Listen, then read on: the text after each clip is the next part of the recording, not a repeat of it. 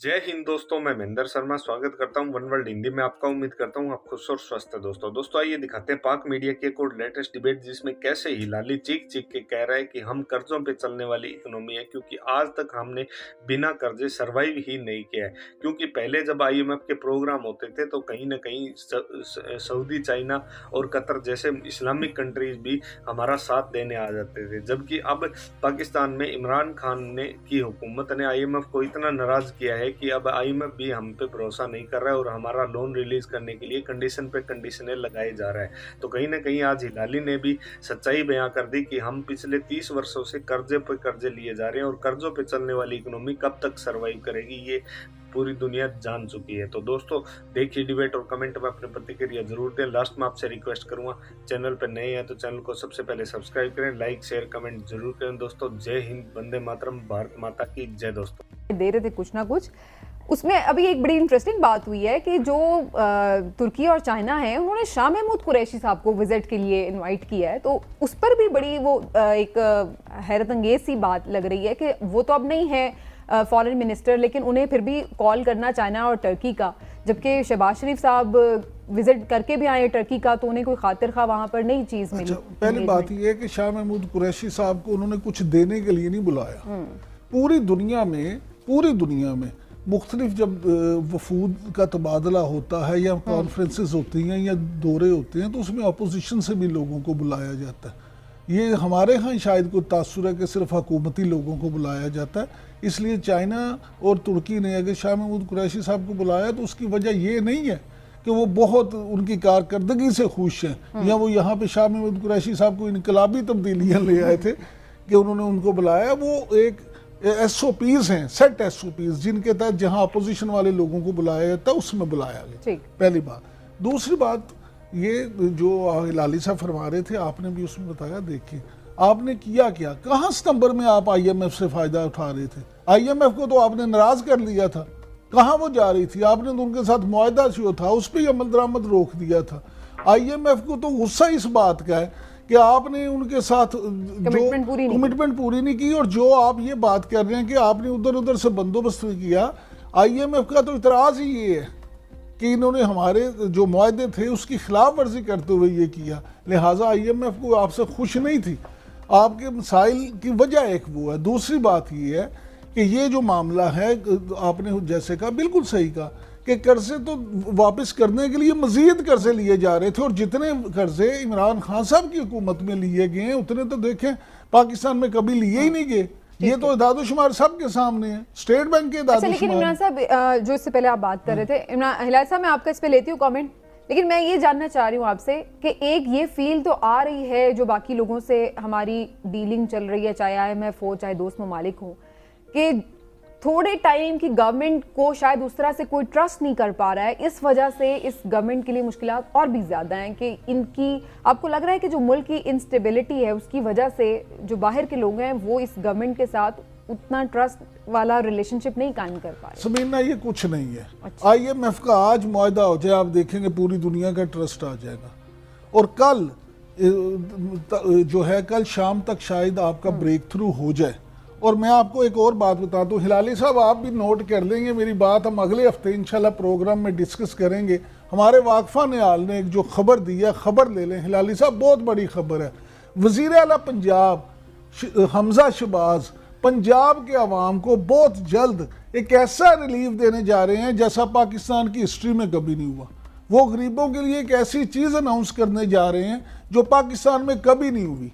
लिहाजा आप ये नोट कर लें कि अगले 3-4 दिन में हमजा शहबाज जो हैं वज़ीर आला पंजाब, वो एक ऐसा ऐलान करेंगे, एक ऐसा रिलीफ देंगे कि हिलाली साहब भी उनकी तारीफ करते हुए नजर आएंगे। ये तो बड़ी जबरदस्त बात है, जिस चीज के लिए आवाम का फायदा उसमें तो कोई बिल्कुल। यानी इस हुकूमत की अपनी स्टेक इसमें है कि अगर ये अवाम को कुछ रिलीफ देंगे तो फिर ही अवाम इनसे खुश होंगे। ठीक है जी, हिलाली साहब आप क्या रिस्पांस देना चाह रहे हैं इनकी सारी बातों पे? आप दे लें, फिर मैं थोड़ा आगे चलूंगी टॉपिक को लेके। जी, इसका मतलब ये है कि जो चोरी किया है पैसे वो वापस ला रहे हैं और हेल्थ कार्ड को रीइंस्टेट कर रहे हैं। अगर ये है तो बड़ी अच्छी बात है, मैं उनकी तारीफ करूंगा, अगर जेल भी जाना पड़े। देखिए बात असल ये है कि 30 साल से हम, आपका क्या ख्याल है कर्ज कैसे दे रहे हैं?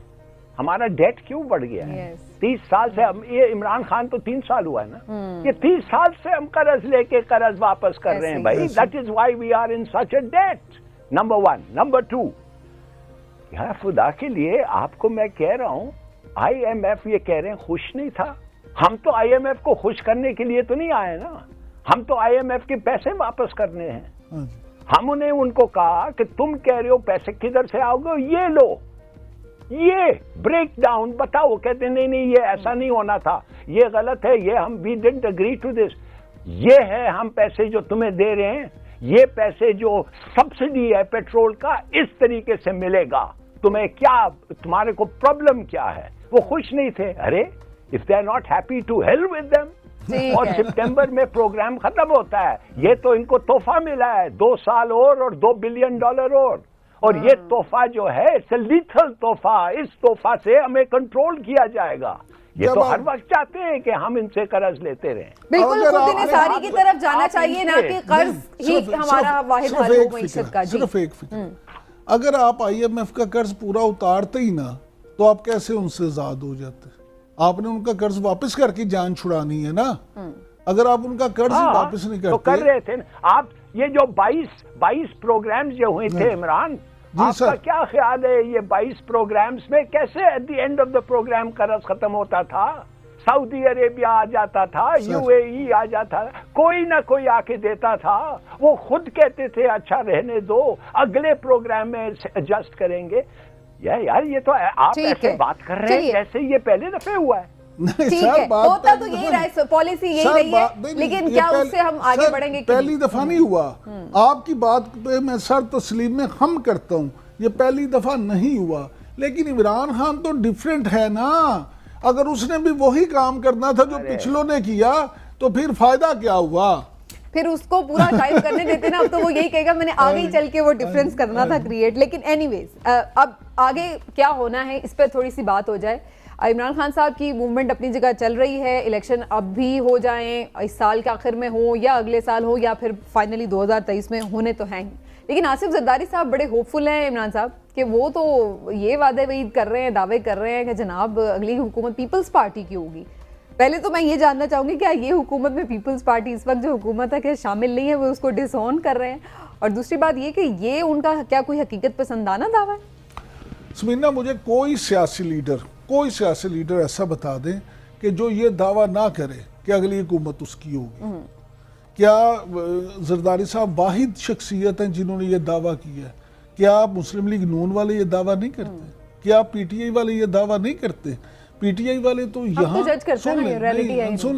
PTI वाले तो आके ये कहते थे कि अगले 15 फवाद चौधरी साहब हमारे प्रोग्राम में, सेनेटर फैसल साहब और बहुत सब, अली जैदी साहब हमारे प्रोग्राम्स में तो ये क्या कहते थे कि अगले 15 साल, असद उमर साहब सब ये टीवी पे आके कहते थे कि जी अगले 15 साल इमरान खान कहीं नहीं जा रहा।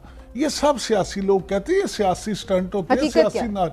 हकीकत ये है कि देखिए, मैं बार बार आपसे कहता हूँ, इस्लामाबाद में इक़्तिदार का रास्ता लाहौर से होके जाता है।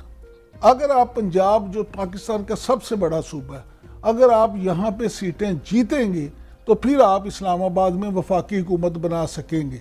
और माफ़ी के साथ, बड़े अदब के साथ, पाकिस्तान पीपल्स पार्टी इस वक्त पंजाब में उसकी हैसियत ऐसी है कि वो, मेरा नहीं ख्याल पंजाब में वो ज्यादा पंजाब में ज्यादा हो सकता है वो समझते होंगे पिंडी से होकर जाता है, इसलिए वो उस बुनियाद पे कहते हो जरदारी साहब।